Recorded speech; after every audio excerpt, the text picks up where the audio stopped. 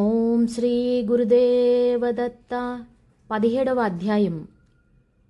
మూడబాలుడు పుంభావ సరస్వతి అగుట. ఇది ఎలా జరిగిందన్న విషయాన్ని మనం ఇప్పుడు చర్చించుకోబోతున్నాం.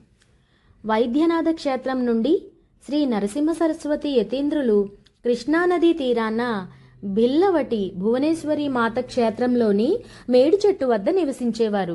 బిల్లవటి క్షేత్రంలో వేద పండితుని కుమారుడు మూఢుడైనందువలన అతనికి ఏ విద్య కూడా సరిగ్గా రాని కారణంగా అతడితో ఊరు వారందరూ హేళనగా మాట్లాడేవారు.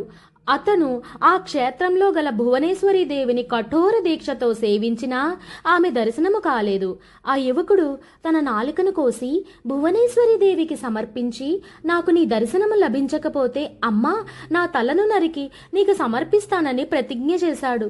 భువనేశ్వరీదేవి అతనికి స్వప్న సాక్షాత్కారం ఇచ్చి అక్కడే తపస్సు చేస్తున్న శ్రీగురిని దర్శించమని తెలిపింది.